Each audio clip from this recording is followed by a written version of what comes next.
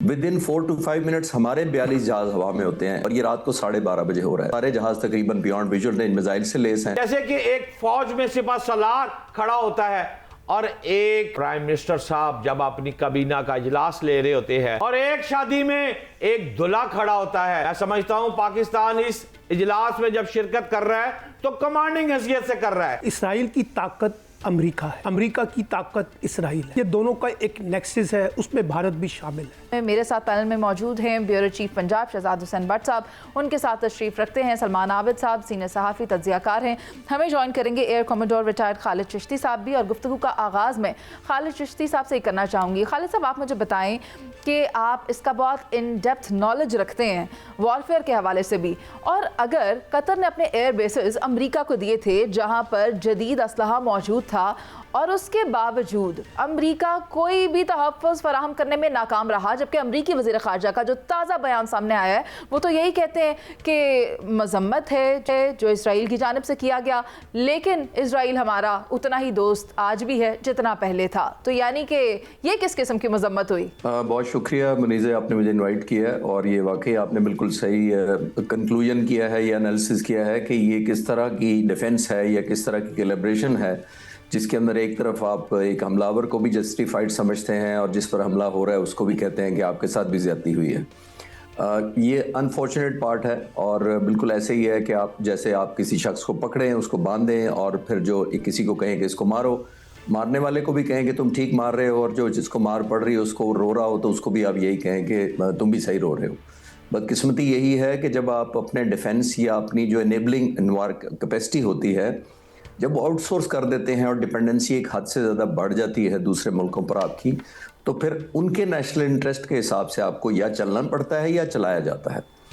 और हम क्योंकि अभी अभी गुजरे हैं 3-3.5 महीने पहले एक बहुत बड़े एपिसोड से जो हिंदुस्तान के साथ हमारा हुआ, उसको मैं रेफ़र करने की इजाज़त दें तो हम बेहतर मैं अपनी बात समझा पाऊँगा कि रात को 12:30 बजे तकरीबन 80 से 85 जहाज़ हवा में उड़ते हैं और अपने सरहद के अंदर रहते हुए पाकिस्तान की फ़िज़ाई हदूद के ख़िलाफ़ की गर्जी किए बगैर अपने वेपन्स लॉन्च करते हैं। विद इन 4 to 5 मिनट्स हमारे 42 जहाज़ हवा में होते हैं और ये रात को 12:30 बजे हो रहा है। सारे जहाज़ तकरीबन बियॉन्ड विजुअल रेंज मिसाइल से लेस हैं और हमने अगले कोई 25 मिनट के अंदर जो 1 घंटे की ओवरऑल लड़ाई हुई उसके अंदर 7 जहाज़ों को शूट डाउन किया, उनको लैंड नहीं करने दिया। ये क्योंकि हमारे पास अपनी कैपेसिटी थी, अपना रिजॉल्व था। कैपेसिटी होना एक और चीज़ होती है और उसकी कॉम्बिनेशन मुनीज़र रिजॉल्व के साथ बड़ी या हिम्मत या हौसले के साथ कनेक्टेड होनी चाहिए जब भी आप जंग लड़ना चाहते हैं। कैपेसिटी आप किसी मुल्क में भी बढ़ा सकते हैं, अगर उसमें हौसला नहीं है या आपने उसको इनेबल नहीं किया कि वो खुद फैसला कर सके तो बदकिस्मती से आउटकम यही होता है जो कतर के सूरत में हुआ है। एक और अफसोसनाक मैं आपको बात बताते चलूं कि कतर को उन्होंने फाइटर जहाज़ दिए हैं लेकिन इनके पास एयर टू एयर मिसाइल वो नहीं दिए जो इजराइल के पास हैं और जो खुद फ्रांस यूज़ कर रहा है और दूसरे यूरो फाइटर टाइफून जो इनके पास जहाज़ है वो जो यूज़ कर रहे हैं। Almost half range 50 to 60 kilometre वाले इनको मिसाइल दिए हुए हैं जो खुद वो 150 से 200 किलोमीटर के दरमियान यूज़ कर रहे हैं जो हिंदुस्तान यूज़ कर रहा था यहाँ पे। तो मैं ये कह रहा हूँ कि आप किसी को इनेबल ही नहीं करते और बदकिस्मती से फिर फैसले उनकी नेशनल इंटरेस्ट है, आपकी मजबूरी बन जाते हैं। आप दुरुस्त फरमा रहे हैं। और मुझे ये बताएं कि फिर इस सूरत हाल में किया क्या जाना चाहिए अगर कतर तहफ़्फ़ुज़ ले रहा था अमेरिका से और उसके बाद आपने देखा कि हुआ क्या है और अमेरिका अभी भी सिर्फ मजम्मती बयान दे रहा है जबकि अंदर से तो वो उसी तरह इसराइल का दोस्त है। तो आपको नहीं लगता कि सऊदी अरब ने जो इस्लामी इत्तेहाद फ़ौज बनाई थी उसको इस्तेमाल करने का वक्त आ गया है जनरल राहील शरीफ की क़यादत में? देखिए मुनीज़े, दोबारा उसी तरह की मैं बात करूंगा जैसे मैंने पहले की है कि आपकी कैपेसिटी है।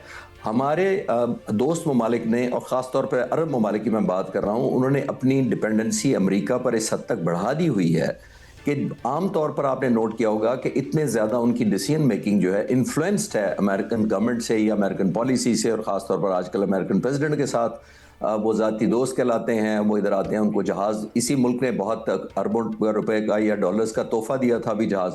तो एक तरफ वो पर्सनलाइज फ्रेंडशिप करते हैं और उसको बदकिस्मती से अमेरिका पर एक्सप्लॉइट करता है अपनी इंटरेस्ट के लिए। तो ये विश लिस्ट ज़रूर हो सकती है। मैं भी दुआ गो हूँ कि अरब मुल्कों में कोई फोर्स आए या कोई यूनिटी बन जाए, कोई पाकिस्तान, टर्की, इजिप्ट, सऊदी अरब या इस तरह के चंद मुल्क स्ट्रॉन्ग निकल कर आएँ। لیکن مسئلہ وہی آئے گا کہ امریکہ کے انفلوئنس سے نکل پائیں گے یا ان کو نکلنے دیا جائے گا امریکہ کی طرف سے یا نہیں نکلنے دیا جائے گا. شہزاد حسین بٹ صاحب بھی ساتھ موجود ہیں. بٹ صاحب آپ مجھے بتائیں, مارکو روبیو نے ٹیلی فون کیا ہے, اسحاق ڈار سے رابطہ ہوا ہے, اسحاق ڈار صاحب بھی پہنچ گئے ہیں قطر میں, تو آپ مجھے بتائیں کہ ان تمام اسلامی ممالک کی قطر میں موجودگی سے امریکہ اور اسرائیل کتنے زیادہ تھریٹن فیل کر رہے ہوں گے؟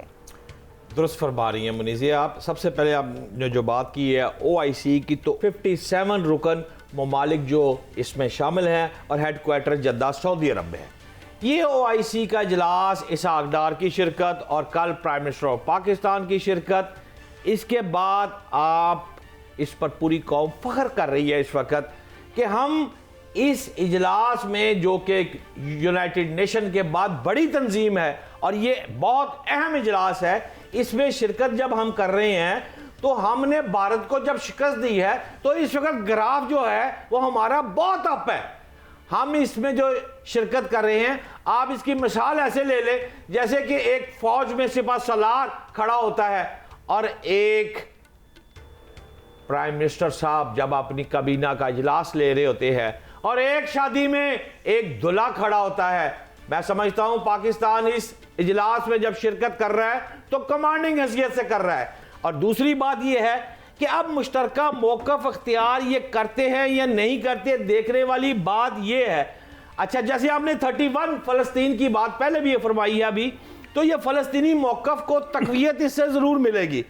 اور تیسری بات اس میں یہ ہے کہ اسرائیل کے ساتھ اگر یہ بیٹھ کر کنسنسس اس وقت تھوڑا سا حوصلہ کر لے, پاکستان تو حوصلہ دے رہا ہے ان کو, لیکن اگر باقی ممالک میں بھی حوصلہ تھوڑا سا آ گیا اور کنسنسس ہو گیا تو تجارتی پابندیاں لگ سکتی ہیں اور تعلقات جو ہیں وہ ان سے قطع تعلق کیے جا سکتے ہیں. جیسے وہ کہتے ہیں نا, قطع کیجئے نا تعلق ہم سے, کچھ نہیں تو دعوت ہی صحیح. تو ٹھیک ہے, پھر اگر بھارت اور اسرائیل ہمارے ہیں دشمن, نہیں مانتے تو اسلامی ممالک ساتھ کھڑے ہو, ہم کمانڈنگ پوزیشن میں آتے ہیں, یا اللہ خیر پھر دیکھی جائے گی.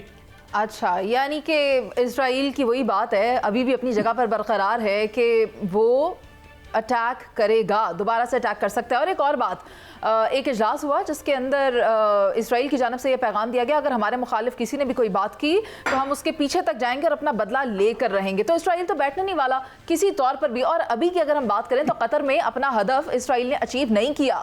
اسرائیل جس کو ٹارگٹ کرنا چاہتا تھا وہ سب تو محفوظ رہے. سلمان عابد صاحب, آپ کو کیا لگتا ہے اسرائیل دوبارہ یہ جسارت کرے گا اپنا بدلہ لینے کے لیے؟ تو وہ کسی بھی حد تک جا سکتا ہے. آپ دیکھیں وہ فلسطین میں کیا کر رہا ہے. دیکھیں جی, پہلی بات ہمیں بڑے واضح طور پر ایک بات سمجھنی ہوگی, اسرائیل کی طاقت امریکہ ہے, امریکہ کی طاقت اسرائیل ہے. یہ دونوں کا ایک نیکسس ہے, اس میں بھارت بھی شامل ہے. اس لیے کوئی بہت زیادہ خوش فہمی کی سیاست کا ہمیں شکار نہیں ہونا چاہیے امریکہ کے تناظر میں یا اسرائیل کے تناظر میں یا بھارت کے تناظر میں. ابھی آپ نے دیکھا کہ جو ڈونلڈ ٹرمپ ہیں ان کی ملاقات قطری وزیر اعظم سے ہوئی تو اس میں انہوں نے کہا کہ ہم آپ کو یقین دلاتے ہیں آئندہ ایسا نہیں ہوگا, اور انہوں نے اسرائیل کے رویے پہ بھی ناراضگی کا اظہار کیا. لیکن ساتھ ہی پھر آپ نے وزیر خارجہ کا وہ بیان سنا دیا جس میں انہوں نے کہا کہ اسرائیل کے ساتھ ہمارے تعلقات متاثر نہیں ہوں گے, وہ ہماری اسٹریٹجک پارٹنر ہیں. یعنی یہ امریکہ کا کانٹرڈکشن ہے. اور خالد چشتی صاحب نے جو بڑی بنیادی نوعیت کی بات اٹھائی ہے اس کو سمجھنے کی ضرورت ہے, کیونکہ جذباتیت کے اوپر گفتگو اور انالیسس کرنا ایک اور چیز ہے, دلائل ایک اور چیز ہے. یہ جو عرب دنیا ہے اس کا جو انحصار, جیسے انہوں نے کہا کہ امریکہ کے اوپر ہے, بڑی طاقت کے اوپر ہے, تو اس لیے ہم یہ جب سمجھتے ہیں نا کہ شاید کوئی بہت بڑا دھماکہ ہو جائے گا اس کے اندر سے, عرب لیگ کے اجلاس میں سے یا OIC میں سے. یہ OIC کئی دہائیوں سے ہو رہی ہے. کیا کر لیا مسلم دنیا کے اوپر جو عذاب ہوا OIC نے, اور کیا کر لیا عرب لیگ نے جو مسلم دنیا کے اوپر عذاب ہو رہا ہے. تو اس لیے مجھے نہیں لگتا کہ اب دیکھنا صرف یہ ہے کہ چیلنج ہوگا کہ عرب لیگ کے اجلاس میں سے یا OIC میں سے کیا موقف اختیار کیا جاتا ہے, کیا سخت پیغام دیا جاتا ہے اسرائیل کو اور امریکہ کو اور ان طاقتوں کو جو مسلم دشمنی کا شکار ہے. اگر یہ صرف مذمتی قرارداد تک محدود رہے گی بات اور صرف ایک ریزولوشن پاس ہوگی تو اس سے تو کوئی بڑا مارکا نہیں ہونے والا. نہ اس سے اسرائیل باز آنے والا ہے, نہ بھارت باز آنے والا ہے, نہ امریکہ باز آنے والا ہے. ایک طرف امریکہ جو ہے وہ کہے گا کہ حملہ کر دو, دوسری طرف مذمتی بیان جاری کر دے گا. اسرائیل جو ہے وہ کہہ دے گا کہ ہم تو کرنے والے ہیں, ہم تو کچھ چھوڑیں گے نہیں. اور یہ جو پھر خاص طور پہ ابراہیمی معاہدہ جس کا کل میں نے ذکر کیا تھا وہ بھی متاثر ہوگا. تو یہ ساری چیزیں ظاہر کرتی ہیں کہ جو کل کا اجلاس ہے کیا اس کے نتیجے میں کچھ سخت پیغام آئے گا یا نہیں آئے گا. اگر نہیں آتا تو پھر میں نہیں سمجھتا کہ کوئی بہت خوش فہمی میں رہنا چاہیے، کیونکہ یہ جو عرب دنیا ہے، اور خاص طور پہ میں عرب دنیا سے زیادہ عرب حکمرانوں کی بات کرتا ہوں، ان کے ذاتی مفادات، ان کے کاروباری مفادات جو ہیں بدقسمتی سے امریکہ اور بڑی طاقتوں کے ساتھ جڑے ہوئے ہیں، اس لیے ہمیں کوئی بڑی اسپیشلائزیشن کی چیز وہاں سے نظر نہیں آتی۔ سلمان عابد صاحب، یہ تو کوئی انتہائی ورس سچویشن ہوگی اگر ابھی ہم کوئی مثبت رسپانس سامنے نہیں لے کر آ پاتے، کوئی اسٹریٹجی نہیں بنا پاتے، کیونکہ آپ دیکھیں پہلے کی بات اور تھی اور اب سچویشن بالکل الگ ہے۔ پاکستان اس وقت فاتح ہے، پاکستان واحد اسلامی ملک ہے جو ایٹامک پاور ہے، پاکستان تمام اسلامی ممالک کے لیے ایک امید کی کرن ہے۔ منیزہ، ابھی آپ کے سامنے حالیہ برسوں میں، حالیہ سال میں جو کچھ غزہ کے اندر ہوا ہے، کیا اس کو آپ بھول جائیں گی؟ کیا وہ کوئی بڑا المیہ نہیں ہے؟ سلمان عابد صاحب، آئین پاکستان کے تحت، آئین پاکستان کے تحت افواج پاکستان کی جو ذمہ داری ہے وہ تو پاکستان کی سرزمین کی حفاظت کرنا ہے۔ دیکھیں اس میں پاکستان کی بات نہیں ہو رہی، میں پھر بار بار کہتا ہوں آپ آئسولیشن میں چیزیں نہ ڈیل کریں۔ اگر پاکستان نے کوئی بڑا رول پلے کرنا ہے تو وہ عرب ممالک کی مدد کے ساتھ کرے گا نا۔ اگر عرب دنیا نہیں کھڑی ہوگی تو پھر پاکستان کیا کرے گا؟ سر، آپ جہاں عرب ممالک کی بات کریں، یہ والے پوائنٹ پہ میں آپ سے اتفاق کرتی ہوں کہ ابھی جو میٹنگ ہونے جا رہی ہے اس میں ایٹ لیسٹ اب کسی اسٹریٹجی کے ساتھ سامنے آنا چاہیے معاملہ کہ کیا ہو سکتا ہے۔ خالد چشتی صاحب، آپ مجھے اس سوال کا جواب دیجئے گا، کیا آپ سمجھتے ہیں کہ پاکستان کو سربراہی کرنے کا موقع ملنا چاہیے؟ پاکستان کی افواج بری ہو، بحری ہو یا فضائی ہو، وہ قوت رکھتی ہے، وہ صلاحیت رکھتی ہے کہ وہ اسلامی ممالک کو تحفظ فراہم کر سکے۔ جہاں وہ فوج بنائی گئی سعودی عرب کی طرف سے، اسلامی اتحاد فوج، کیا اس کو یوز نہیں کیا جانا چاہیے؟ میں دوبارہ سے آپ سے پوچھ رہی ہوں، کیا اس کا ہیڈ کوارٹر یہاں راولپنڈی میں نہیں ہونا چاہیے؟ کیا اس کی قیادت، اس کی کمان پاک فوج کے حوالے نہیں ہونی چاہیے؟ کیا پاکستان کو ان مڈل ایسٹ ممالک میں، اسلامی ممالک میں ہوائی اڈے نہیں دیے جانے چاہیے کہ وہ اس کو تحفظ فراہم کرے ان کو جو امریکہ کے پاس تحفظ لینے کے لیے گئے ہوئے ہیں؟ منیزہ دیکھیے، یہ جیسے میں نے پہلے کہا، ابھی یہ بھی ایک بہت اچھی وش لسٹ تو ہو سکتی ہے لیکن سٹیک دیکھنے پڑتے ہیں۔ آیا یہی عرب ممالک اتنی زیادہ پین انفلکٹ کر سکتے ہیں کوئی ایکشنیبل ریزالو لے کے؟ مجھے ایکشنیبل پہ زور دے رہا ہوں میں۔ ایک کنڈیم کرنا ہوتا ہے، ریزولوشن پاس کرنا ہوتا ہے، میڈیا میں تقریریں کرنا ہوتا ہے، یونائٹڈ نیشن میں جا کر قرارداد پرنٹ کرا کے میڈیا کو ریلیز کرنی ہوتی ہے۔ میں اس کی باتیں نہیں کر رہا۔ دیکھیے، کسی ملک کو جب آپ ڈٹر کرتے ہیں یا خوف زدہ کرتے ہیں تو وہ قیمت مانگتے ہیں آپ بنیادی طور پر۔ ہندوستان کے خلاف پاکستان نے 7 جہاز ڈاؤن کر کے اور 10 تاریخ کو اتنی زیادہ ٹنیج پھینک کر ایک قیمت مانگی تھی کہ اگر آپ یہ حملہ آور ہوں گے تو یہ نیو نارمل بھی نہیں ہوگا، پہلی بات، اور نیو نارمل اس لیے ہی نہیں ہوگا کہ آپ سے ہم قیمت اتنی زیادہ مانگیں گے کہ آپ دے نہیں پائیں گے۔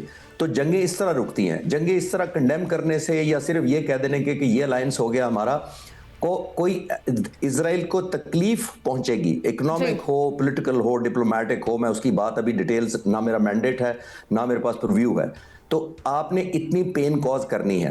آپ مجھے یہ بتائیں کہ آپ اگر اسرائیل کے پوائنٹ آف ویو سے سوچیں، اس کو کیا پرائس دیا اس نے اسٹرائک کی، سوائے کنڈیم کرنے کے، سوائے یہ کہنے کہ وہ اسٹریٹجک پارٹنر ہے امریکہ کی طرف سے ہی بیان آ جانا۔